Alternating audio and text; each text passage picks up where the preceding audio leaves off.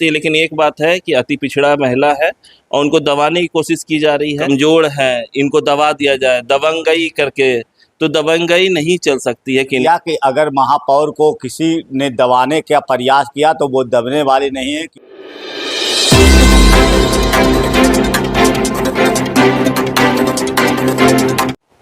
नमस्कार, मैं हूं सोनू पांडे। आप देख रहे हैं मेट्रो न्यूज। जैसे जैसे तापमान पूरा गर्म होते जा रहा है, वैसे वैसे कहीं न कहीं नगर निगम का भी तापमान काफ़ी ऊपर उठता जा रहा है।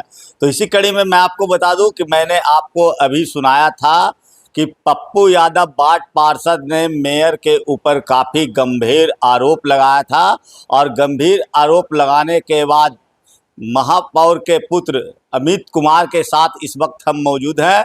उन्होंने कहा कि इस तरह के बयानबाजी से लोगों में भ्रामक पैदा हो रही है, और इसी को लेकर वो जो है आज हमारे साथ बातचीत के लिए यहाँ पर खड़े हुए हैं। तो क्या कुछ कहना चाह रहे हैं? जिस तरह से आरोप जो लगाया गया है अनीता देवी मेयर पर, तो क्या कुछ कहना चाह रहे हैं? सबसे पहले तो आपको धन्यवाद करते हैं कि आपने हमारे पास आके हमारा ओपिनियन मांगा, महापौर की तरफ क्यों से पूछा। तो हम यही कहना चाहेंगे, महापौर के पुत्र हैं, हम तो भली भांति हर चीज़ देखे हैं, नज़र से देखते आए हैं।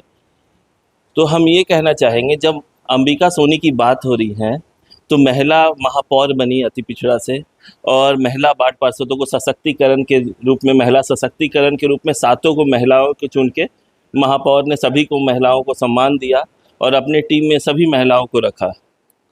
ठीक है, और इन्हीं महिलाओं के चलते क्या क्या नहीं हुआ आपको पता है कि सब पहाड़ पे बैठे, और पहाड़ पे सब बैठे हैं, और क्या क्या बात नहीं किए महापौर को लेके और बाकी चीज़ को लेके। इन्हीं चीज़ पे बहुत विरोध किया गया था और महिला का सम्मान उस समय ख़त्म कर दिया गया था, बोला गया।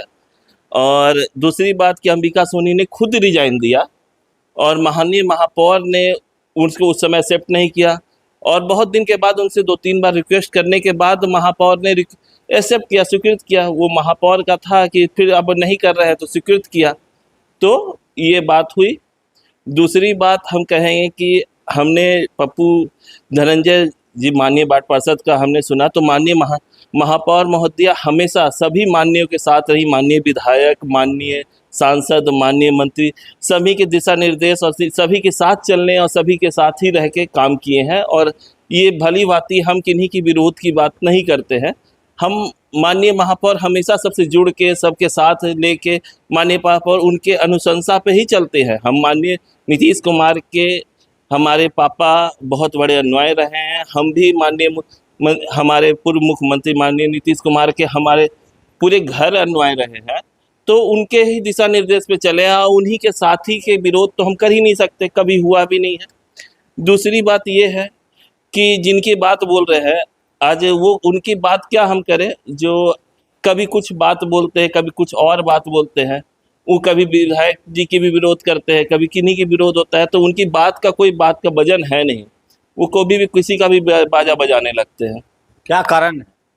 कारण अब उनकी पर्सनल हित की कारण है, यही कह सकते हैं। वो जो इंसान जानते पूरा शहर जानता है, मतलब अपने हित के लिए कुछ भी कर सकते हैं, ये तो पूरा शहर जानता है। और माननीय महापौर में अति पिछड़ा महिला है और उनको हमेशा दबाने के लिए सब कोशिश किया रहता है। तो माननीय महापौर पिछड़ा महिला है तो वो दबेंगी नहीं किसी से। आखिर सब लोग एक थे, अचानक क्या हुआ, क्या अलग अलग होना पड़ा? हम तो दिल्ली में थे, माननीय महापौर और ना उप महापौर कोई भी इसे इंटरेस्टेड नहीं थे, सब अपने अपने जोन में थे। अब किन्हीं को आधे इंसान को बुलाएंगे, कुछ को नहीं बुलाएंगे, तो सभी में द्वेष पैदा उत्पन्न हुआ, तो 2 विभाजन में हुआ। तो हमारे तरफ से तो कोई नहीं था, हम तो सबको सपोर्ट किए, हम तो सबको माला पहनाए, महापौर भी सबको आभार दिया थी, अभिनंदन भी की है।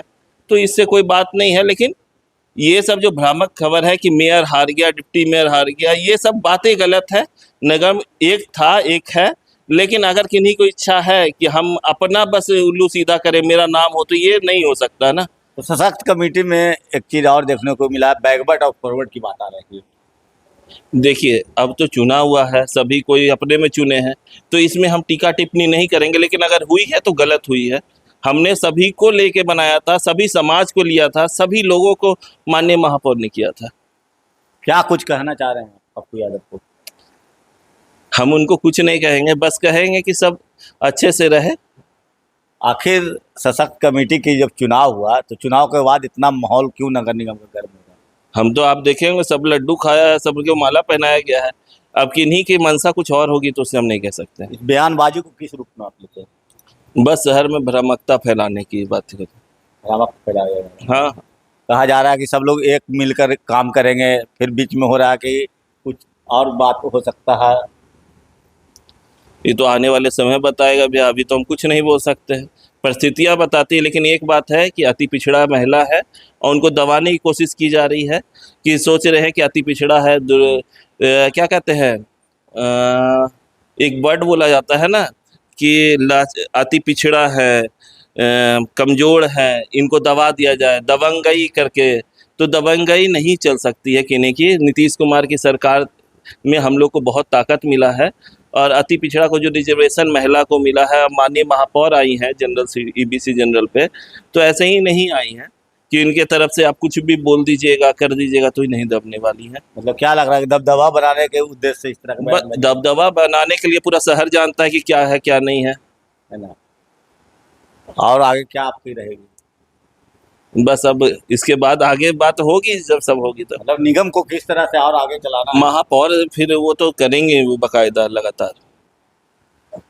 तो ये थे महापौर के पुत्र अमित कुमार। उन्होंने साफ तौर पर कह दिया कि अगर महापौर को किसी ने दबाने का प्रयास किया तो वो दबने वाली नहीं है, क्योंकि पूर्व मुख्यमंत्री नीतीश कुमार के प्रति इन लोगों का काफ़ी आभार व्यक्त इन्होंने किया है।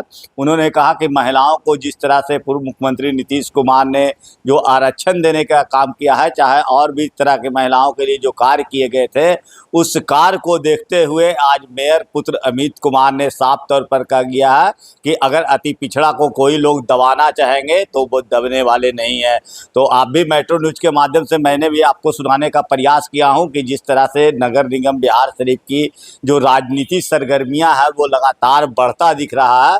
और इसी कड़ी में मैंने आज पूर्व वार्ड पार्षद पप्पू यादव के जो बयान दिए गए थे, उस बयान पर मेयर पुत्र ने क्या कुछ कहा है आपने सुनने का काम किया है। तो आप भी हमारे चैनल मेट्रो न्यूज़ नालंदा को अगर देख रहे हैं तो आप फेसबुक के माध्यम से देखें या इंस्टाग्राम के माध्यम से या यूट्यूब के माध्यम से, तो लाइक शेयर कमेंट जरूर करें, ताकि यह बात जो है उच्च अधिकारियों के पास भी जाना जरूरी है, क्योंकि इस तरह से नगर निगम का जो विकास कार्य है वो बाधित होगा। और कहीं न कहीं आपको बता दें कि आम जनता को इससे काफ़ी परेशानियां झेलना पड़ सकता है।